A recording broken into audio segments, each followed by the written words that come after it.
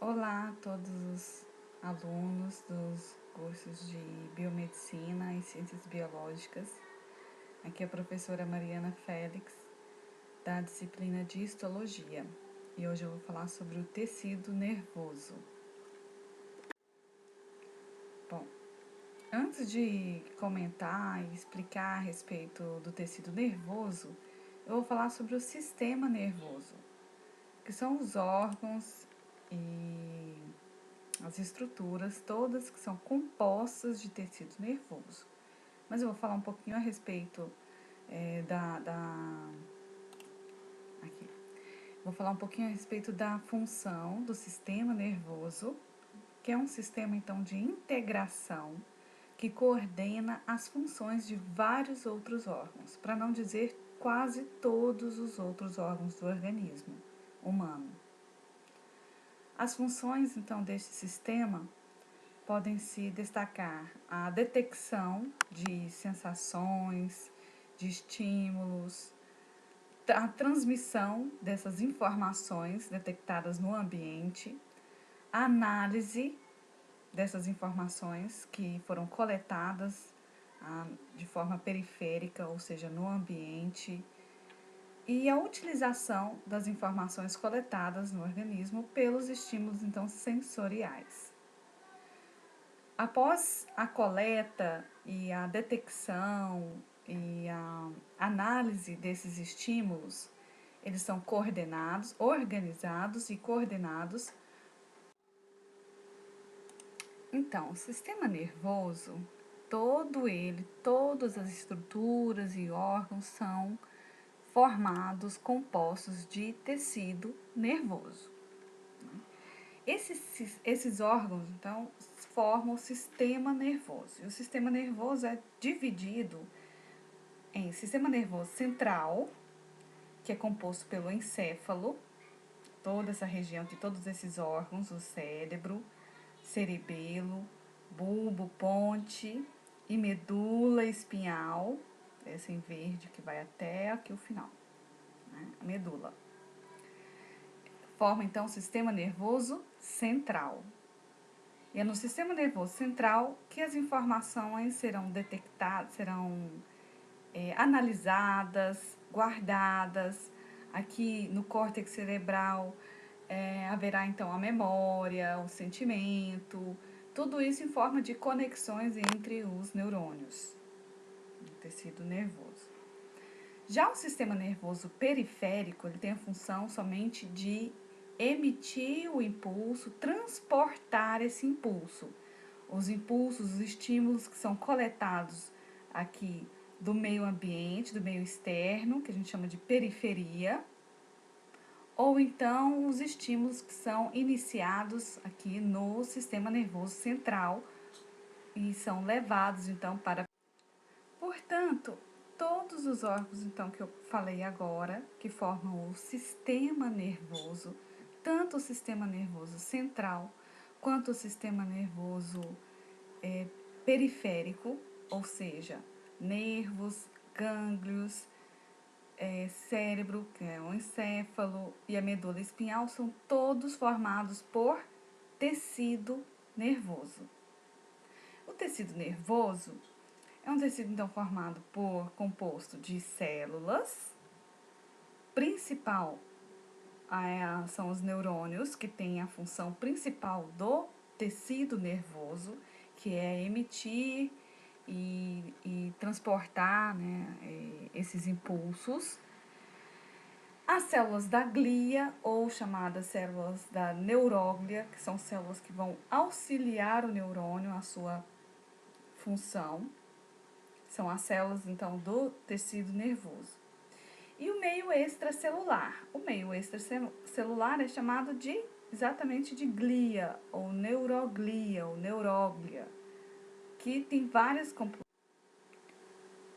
Bom, o tecido nervoso, então, forma todos os órgãos do sistema nervoso. Mas esse tecido nervoso apresenta duas regiões diferentes, principalmente quando se trata do sistema nervoso central. No sistema nervoso central, nós vamos observar a presença da substância cinzenta e substância branca. A diferença principal entre elas é que nas substâncias cinzentas são encontrados os corpos celulares dos neurônios e as células da glia, que auxiliam a função do neurônio. Já na substância branca, são observados apenas os prolongamentos dos neurônios e não o corpo celular, juntamente com as células da glia. Portanto, aqui no cérebro, vocês podem observar, aqui nessa figura esquemática do lado esquerdo, é o corte transversal do cérebro, mostrando a substância cinzenta no córtex cerebral, ou seja, na periferia, na parte mais periférica, e no interior, a substância branca, sendo que a substância cinzenta é onde nós vamos encontrar os corpos dos neurônios. E a substância branca, que tem a coloração branca, vamos observar a presença somente dos prolongamentos. Na medula espinhal, coluna vertebral aqui, vamos observar que é o oposto. Essa forma aqui em borboleta, ou um H, é a substância cinzenta, onde nós observamos a presença de corpos neuronais, ou pericário. Já a parte branca, que fica ao redor da substância cinzenta, toda essa parte aqui é substância branca, encontrando somente os prolongamentos. Nesse slide, eu coloquei uma figura, uma fotomicrografia de corte histológico, mostrando então a diferença da substância cinzenta aqui embaixo, mais corada, onde vocês vão observar os corpos neuronais aqui, essas estruturas em forma de cone, em forma de triângulo. Então são os pericários, os corpos dos neurônios. Aqui essa estrutura circular é o núcleo, e essa redondinha mais escura o nucleolo. Ao redor, a matriz extracelular com várias células da glia. E aqui em cima, essa parte é a substância branca. Todos esses círculos escuros correspondem a axônios dos neurônios, os prolongamentos responsáveis pela transmissão do impulso. Essa região clara, esse halo claro, é o citoplasma das células da glia que recobrem os axônios. Alguns mais grossos, esses halos maiores, formam então bainha de mielina. Esses que são menorzinhos, que o halo é menorzinho, não tem bainha de mielina. O neurônio. O neurônio é uma célula nervosa. Existem milhares e milhares de neurônios, formando então o tecido nervoso, compondo o sistema nervoso. Essas células são chamadas de células parenquimatosas, porque elas apresentam a função do tecido nervoso, que é realizar a recepção, a transmissão e o processamento do estímulo. Então, todo o tecido nervoso tem essa função, e quem realiza essa função é o neurônio. As células da glia são células que auxiliam o neurônio para a sua sobrevivência e para o seu bom funcionamento. Então, a função do tecido nervoso é realizada pelo neurônio. Ele realiza essa função porque ele é uma célula excitável. Isso significa que a membrana, não só do neurônio, como de todas as células, apresenta um potencial, chamado potencial de membrana. Vocês podem recordar desse potencial de membrana lá da citologia, quando a gente explicou a respeito do transporte ativo realizado pela bomba de sódio e potássio. Quando essa bomba funciona, ela retira 3 íons sódio e internaliza para o citoplasma apenas 2 íons potássio. Por isso, ela sempre está tirando 3 cargas negativas e internalizando apenas 2 cargas negativas.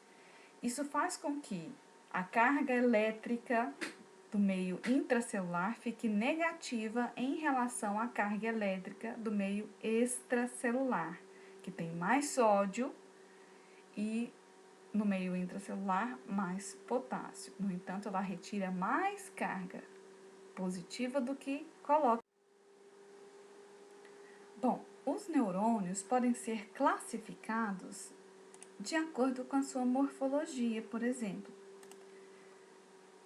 Então, eles podem ser classificados como bipolares quando são neurônios que apresentam apenas 2 prolongamentos. Um prolongamento aqui, que é o prolongamento dos dendritos, depois ele se ramifica, formando várias terminações, mas enfim, saindo do pericário, é um dendrito e um axônio. Um prolongamento para a detecção da informação, do impulso, e o outro prolongamento para transmissão desse impulso. Bipolar. São classificados como multipolares quando, a partir do pericário, que é essa região onde se apresenta o núcleo da célula, nós vamos observar a presença de vários prolongamentos. 1, 2, 3, 4, 5, 6. Aqui está representando 7, mas é só uma forma representativa. Então, vários dendritos curtos, que são prolongamentos para recepção dos estímulos, são mais curtos, e um único prolongamento longo para a transmissão desse impulso. E existem também os neurônios pseudo-unipolares, porque parecem apresentar somente um prolongamento a partir do corpo de neurônio, do pericário. Mas, no entanto, ele apresenta todos as outras estruturas que qualquer outro neurônio. Os terminais aqui dendríticos para detecção dos impulsos, o dendrito em si, ao anexar o ligamento ao pericário, e aqui um outro prolongamento que seria o axônio. Os neurônios podem ser também classificados de acordo com a sua função. Os neurônios podem ser, então, motores, quando vão enviar a informação do sistema nervoso central, ou seja, do encéfalo ou da medula, para a periferia do corpo. São chamados de neurônios motores. São classificados como neurônios sensoriais, quando levam as informações sensoriais do corpo e meio ambiente, ou seja, da periferia, para o sistema nervoso central, para o cérebro ou medula. São ditos sensoriais. E os interneurônios são os neurônios que passam as informações de um neurônio para outro. São conhecidos ou são encontrados somente no sistema nervoso central. Os interneurônios. Então, nesse slide, vamos relembrar as partes do neurônio. Os neurônios são formados pelo pericário, que é essa região em que nós vamos encontrar o núcleo. Aqui também tem várias outras organelas, mas são organelas diferenciadas, chamadas de corpúsculo de início, que é a aglomeração de retículo endoplasmático com complexo de Golgi, e tem mitocôndrias, enfim. várias outras organelas. Os dendritos, que são os terminais sensoriais, que vão emitir, detectar os impulsos ou as informações. E um único axônio, que é um prolongamento mais comprido, que tem a função de enviar, de transmitir o impulso para a próxima célula. Mais uma vez aqui nessas duas fotomicrografias, mostrando o corpo do neurônio. Então, nessa foto do lado esquerdo, menor aqui no canto esquerdo, vamos observar essa região escura, mais corada, é o corpo do neurônio. E vários prolongamentos que correspondem aos dendritos. Ao redor, cada pontinho roxo desse é uma célula da glia, o núcleo da célula da glia.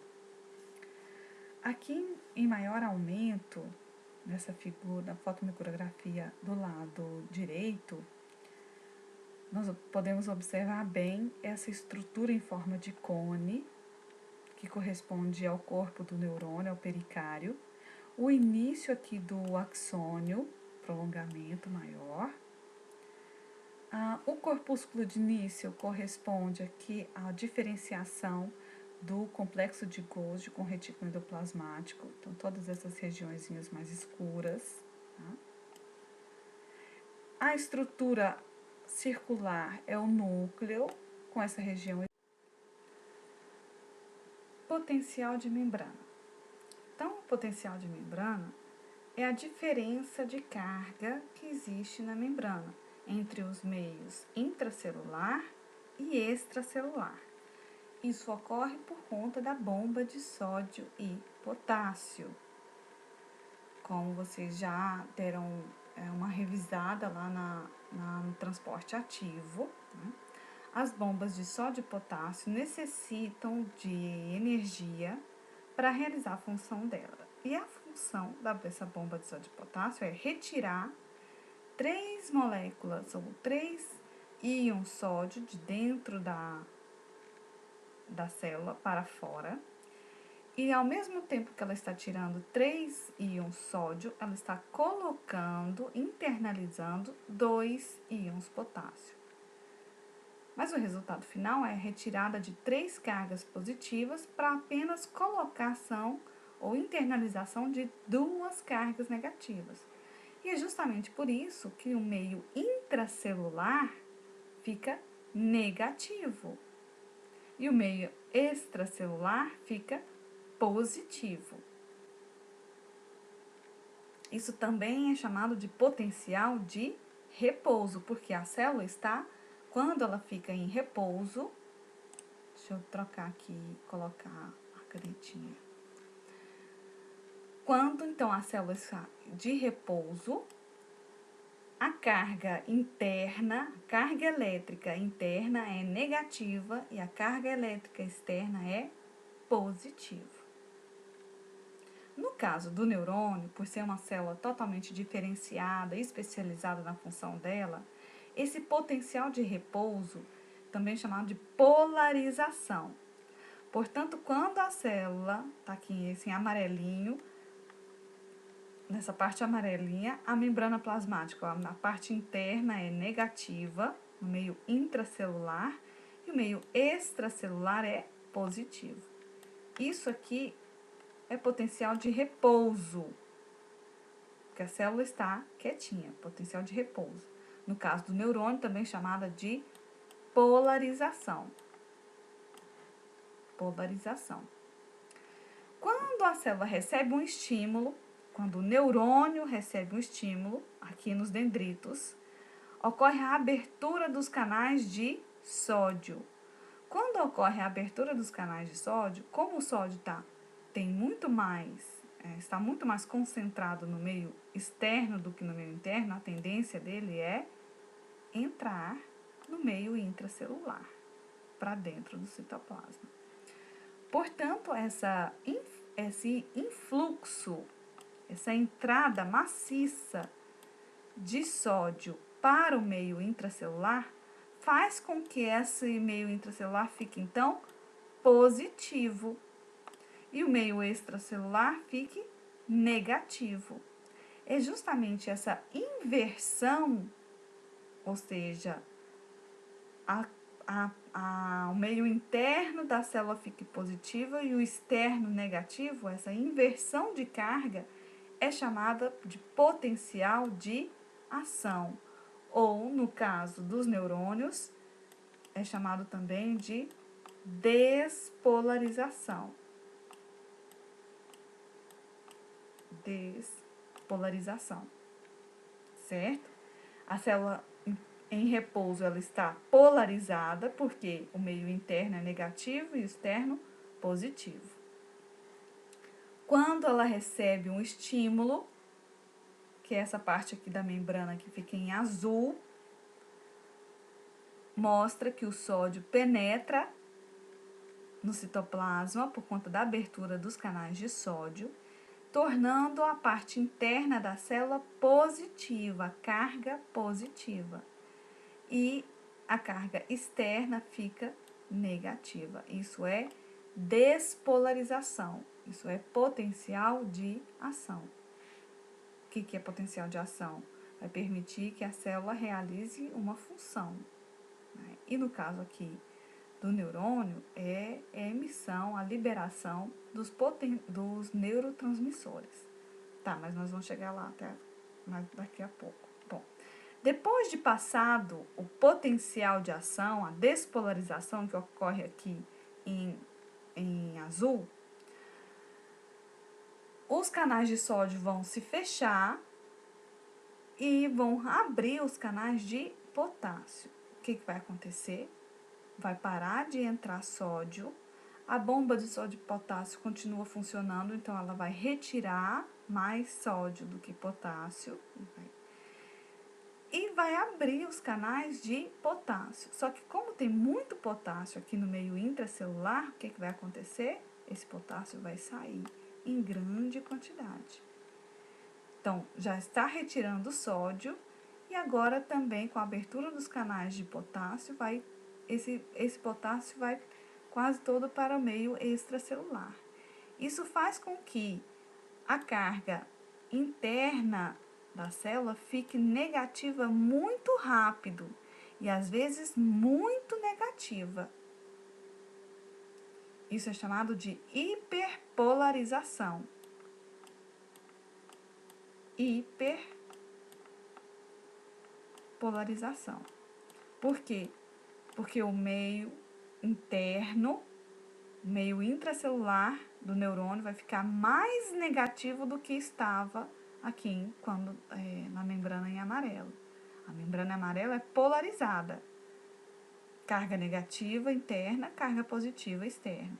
Aqui no verde, depois da passagem do potencial de ação, vai ficar muito mais negativo do que antes. Portanto, é chamado de hiperpolarização.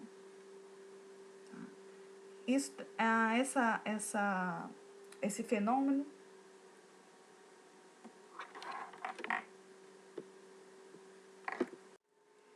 esse slide é uma figura em GIF mostrando então o potencial de ação quando a célula está em repouso, tem mais potássio dentro da célula e mais sódio fora da célula. Quando inicia o potencial de ação, a abertura dos canais de sódio permite a entrada do sódio e a célula fica então no meio intracelular, ou seja, no citoplasma, mais positiva. Vocês podem perceber que isso ocorre de forma gradativa, como se o potencial de ação estivesse caminhando pela membrana plasmática da célula. É exatamente assim. Inicia num ponto e esse potencial de ação vai então sendo transmitido, repassado por toda a membrana de forma gradativa. Não é como acontece, por exemplo, na fibra muscular, que quando inicia o potencial de ação em um ponto da célula, A célula inteira, todo o sarcolema faz o mesmo potencial de ação, ou seja, abre os canais de sódio. Aqui no dendrito, desculpa, no dendrito não, na membrana plasmática do neurônio, ocorre de forma gradativa, como se ele estivesse caminhando pela membrana plasmática do neurônio, iniciando no dendrito, passa pelo corpo do neurônio, pelo pericárdio, depois vai para o axônio até chegar no botão axônico, no terminalzinho do axônio, onde ele encontra com outra célula.